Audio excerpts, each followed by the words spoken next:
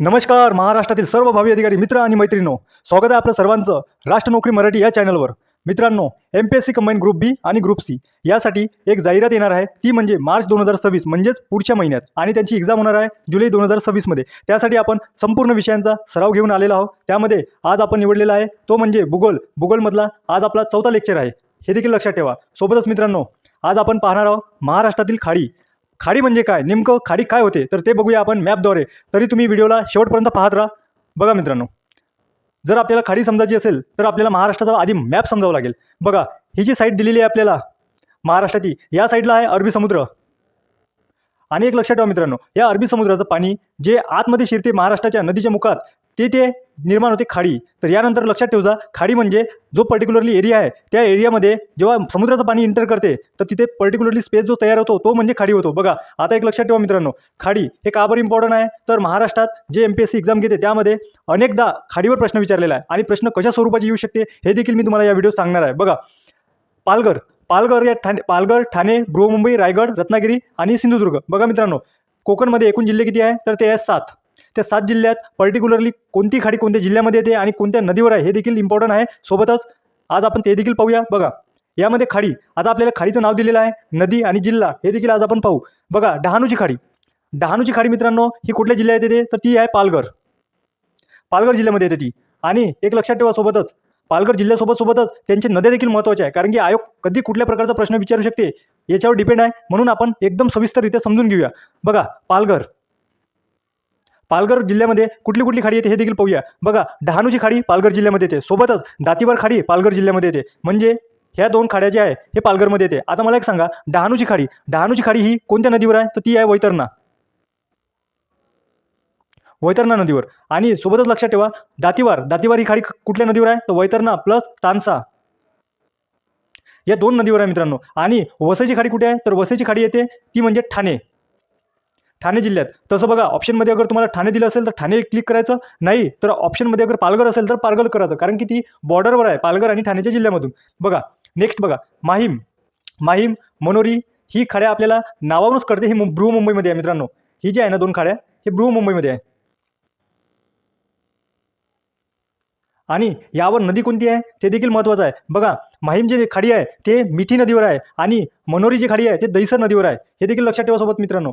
आणि एक लक्षात ठेवा, जेव्हाही आपण खाड्यांचा क्रम दक्षिणेकडून किंवा उत्तरेकडे आणि उत्तरेकडून दक्षिणेकडे लक्षात ठेवतो तो आपण ट्रिकी वाईज लक्षात ठेवला पाहिजे, जेणेकरून एक्झाममध्ये आपल्याला ते ट्रिक आठवून आली पाहिजे आणि सोबतच त्यांचं उत्तर सटीकरित्या आपल्याला सेकंदात लक्षात आलं पाहिजे. बघा, आता झाली काय मनोरी. त्यानंतर बघा धरमतरची खाडी. आता बघा, धरमतरची खाडी ही का बरं महत्त्वाची आहे, कारण की धरमतरची खाडी ही जिल्हा येते त्यामध्ये ही रायगड जिल्ह्यामध्ये येते मित्रांनो. सोबतच एक लक्षात ठेवा, दहिसर जी आहे ही मुंबईमधली आहे. ठीक आहे.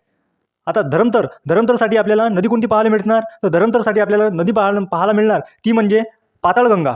बघा, पाताळगंगा ही नदी या नदीवर तयार होते, ती म्हणजे धरमतरची खाडी. आणि बघा, नंतर काय मग रोहाची खाडी कुठे आहे मित्रांनो, हे देखील आपल्या रायगडमध्येच आहे. सोबतच लक्षात ठेवा, रोहा ही खाडी कुठल्या नदीवर निर्माण होते तर ती म्हणजे कुंडलिका नदी आहे मित्रांनो. आयोग हे देखील विचारू शकतो. सोबतच राजापूरची खाडी ही कुठल्या जिल्ह्यात आहे तर ही देखील रायगडमध्येच येते मित्रांनो. आणि एक विशेष म्हटलं म्हणजे राजापूर ही नदी, याच्यावर नदी कोणती आहे तर ती म्हणजे काळ या नदीवर राजापूरची खाडी आहे. आता बघा, पुढं काय दिलेलं आहे आपल्याला तर ते म्हणजे बाणकोट जी आहे मित्रांनो एक विशेष आहे, हिला स्टार करा. काहून की बघा, रायगड आणि रत्नागिरी या 2 जिल्ह्यांच्या बॉर्डरवर येते हे बाणकोट. बघा, रायगड आणि रत्नागिरी ही बॉर्डरवर आहे मित्रांनो, म्हणजेच ही महत्त्वाची आहे बाणकोट. हिला एक लक्षात ठेवा, हिला आपण ट्रिक वाईज लक्षात ठेवू शकतो. सोबतच या बाणकोट नदीवर ही कुठल्या नदीवर आहे हे देखील महत्त्वाचं आहे, हे देखील विचारू शकते आणि विचारलं आहे बरेचदा. बघा, यासाठी नदी येणार ती म्हणजे सावित्री नदीवर आहे कुठली खाडी तर बाणकोट. त्यानंतर मित्रांनो जस्ट खाली केळशीची खाडी आहे. केळशीची खाडी का बरं महत्त्वाची आहे, ती देखील कुठं आहे तर ती आहे रत्नागिरीमध्ये. बघा, आता इथून चालू झाली रत्नागिरी, कुठून केळशीपासून. तशी ही काय आहे तर ही बॉर्डरवर आहे, म्हणजेच रायगड आणि रत्नागिरी. आता केळशी ही खाडी कुठल्या नदीवर आहे तर यासाठी महत्त्वाचं आहे नदी, आणि केळशीचा आहे भारचा या नदीवर आहे मित्रांनो केडशीची खाडी. सोबतच लक्षात ठेवा जोग खाडी कुठल्या नदीवर आहे तर ती जोग नदीवरच आहे. जोगची खाडी जोग नदीवरच आहे. जिल्हा कोणता येणार त्याचा तर रत्नागिरी. त्यानंतर लक्षात ठेवा दाभोळ खाडी मित्रांनो अत्यंत महत्त्वाची आहे, कारण की आयोगाने याच्यावर अनेकदा प्रश्न विचारलेले आहे. त्यामुळे हे चांगल्या तरीकेने लक्षात ठेवा. ही वारिष्ठी नदीवर आहे. वारिष्ठी या नदीवर आहे. बघा व्यवस्थित लिहितो जेणेकरून तुम्हाला नोट करण्यात हेल्प होणार. बघा वारिष्ठी या नदीवर आहे. कुठली तर ती आहे दाभोळची. त्यानंतर जयगड ही नदी किंवा जयगड ही खाडी कुठल्या नदीवर आहे तर ती आहे मित्रांनो शास्त्री या नदीवर आहे जयगडची खाडी. आणि बघा एक मित्रांनो या नदीला जिल्हा कुठला येणार तर बघा केडशीपासून तर पूर्णगडपर्यंत हा एकमेव जिल्हा आहे तो म्हणजे रत्नागिरी. केडशीपासून तर पूर्णगडपर्यंत हा जिल्हा येणार आपल्याला रत्नागिरी. सोबतच एक लक्षात ठेवा पूर्णगड ही मुचकुंदी या नदीवर आहे. मुचकुंदी या नदीवर आहे आणि जिल्हा कुठला येणार तर रत्नागिरी. ठीक आहे. आता बघा जसं आपण वर पाहिला बाणकोट ही 2 जिल्ह्यांच्या सीमावर आहे. तिच्यासाठी नदी आहे सावित्री. 2 जिल्हे म्हणजे कोणते रायगड आणि रत्नागिरी. त्याचप्रमाणे एक लक्षात ठेवा विजयदुर्ग ही खाडी ही देखील बाँड्रीवर आहे, म्हणजेच रत्नागिरी आणि सिंधुदुर्ग या 2 जिल्ह्यांच्या बाँड्रीवर आहे, म्हणून ही देखील महत्त्वाची आहे. बघा वर काय येणार तर आता वर आपण पाहिलं काय तर ते पाहिलं रत्नागिरी. आणि आता खालचा जिल्हा कोणता आहे तर तो आहे मित्रांनो सिंधुदुर्ग.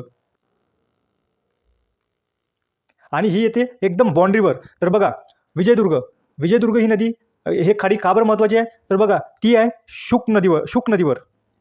नदी आपल्याला त्यासाठी कोणती पाहायला मिळणार तर ती म्हणजे शुक्र किंवा शुक नदीवर आहे. ठीक आहे. सोबतच लक्षात ठेवा त्यानंतर तेरेखोल. मित्रांनो तुम्ही अनेकदा MPSCचा पेपर पाहिला असेल, त्यामध्ये तुम्हाला तेरेखोल ही खाडी बरेचदा ऐकायला मिळाली असेल. बघा तेरेखोल ही खाडी तेरेखोल नदीवरच आहे. हे देखील महत्त्वाचं आहे मित्रांनो. सोबतच लक्षात ठेवा त्यानंतर जस्ट चिपकून आहे ती म्हणजे देवगडची खाडी. हे देखील देवगड नदीवरच आहे मित्रांनो. आणि आचरा ही खाडी आचरा नदीवरच आहे, म्हणजे यांची नदी देखील सेम आहे. हे देखील महत्त्वाचं आहे. आणि त्याचप्रमाणे कुर्ली ही खाडी कुठल्या नदीवर आहे ते देखील कुर्ली नदीवरच आहे मित्रांनो. म्हणजे हे आठवून ठेवण्यात सोपं जाणार आपल्याला. आणि सोबतच एक लक्षात ठेवा हा खाड्यांचा क्रम आयोग आता बघा हे तर आपण खाड्या संबंधित जिल्हा आणि नद्या पाहिल्या, पण आयोग आपल्याला प्रश्न नेमकं कशा प्रकारे विचारतो हा एक पॉईंट ऑफ व्ह्यू आहे पाहण्याचा, किंवा या व्हिडिओतून आपण कुठल्या प्रकारचं शिकू शकतो जो आयोग प्रश्न नेहमी विचारतो. बघा यामध्ये आपल्याला लक्षात घ्यायचं आहे उत्तरकडून दक्षिणकडे हा जो मित्रांनो क्रम आहे हा आयोग नेहमी विचारतो. म्हणजेच कसं बघा आपल्याला आता विचारणार काय आयोग तर ते म्हणजे बघा आपल्याला खाड्या दिल्या राहणार, म्हणजेच डहाणूची खाडी, दातीवार खाडी, वसई, माहीम, मनोरी, दहिसर. त्यानंतर येणार धरमतर. बघा मित्रांनो हे धरमतर जी खाडी आहे ही येते रायगडमध्ये. आता बघा तुम्हाला एक पुन्हा मी सांगतो तुम्हाला. बघा डहाणू आणि दातीवार हे कुठे येणार पालघर. ठीक आहे. त्यानंतर वसई, माहीम आणि दहिसर हे कुठे येणार तर बृहमुंबई. आणि बघा वसई जी आहे वसई ही ठाणे जिल्ह्यात येते मित्रांनो. हे देखील नोट डाऊन करा. आणि बघा धरमतर त्याचप्रमाणे इतर ज्या खाड्या आहे यांचा देखील जिल्हा हा देखील महत्त्वाचा आहे. सोबतच एक लक्षात ठेवा आपण क्रम कसा लक्षात ठेवू शकतो तर तो म्हणजे आपण यामधलं ट्रिक निर्माण करू शकतो. ते म्हणजे डहाणू. आता डहाणूपासून आपण लक्षात ठेवू शकतो ड. त्यानंतर दातीवारपासून आपण लक्षात ठेवू शकतो दा. या प्रकारे तुम्ही तुमच्या पद्धतीने जे तुम्हाला समजण्यास सोपी जाणार अशी ट्रिक निर्माण करा आणि त्या ट्रिकनुसार आपण लक्षात ठेवूया. जसं करून आपल्याला आयोग प्रश्न जो विचारणार आहे तो जास्तीत जास्त मित्रांनो क्रमवर विचारणार आहे. आपल्याला खाड्या दिल्या राहील आणि त्याचा योग्य क्रम विचारेल. एक तर दक्षिणकडून उत्तरेकडे किंवा उत्तरेकडून दक्षिणकडे अशा प्रकारचा क्रम दिला राहील. तर त्याचप्रमाणे हा क्रम देखील पाठ ठेवा. आणि येणारी एक्झाम हा तुमचा यश मिळवण्यासाठी हा एक मार्ग आहे मित्रांनो, कारण की आपल्याला एक मार्क हा प्लस करत जाऊन आपल्याला 100 मार्कापर्यंत पोहोचायचा आहे. तर इथेच थांबूया आज. आणि अशाच व्हिडिओला तुम्ही लाईक करत राहा. सोबतच मित्रांनो बेल आयकॉन ऑन करा जेणेकरून तुम्हाला नवीन व्हिडिओची नोटिफिकेशन मिळेल. आणि ज्या विद्यार्थ्यांनी व्हिडिओला सबस्क्राईब किंवा चॅनलला सबस्क्राईब नसेल केले तर त्यांनी आवर्जून सबस्क्राईब करा. भेटूया आता पुढच्या व्हिडिओत. तोपर्यंत धन्यवाद मित्रांनो.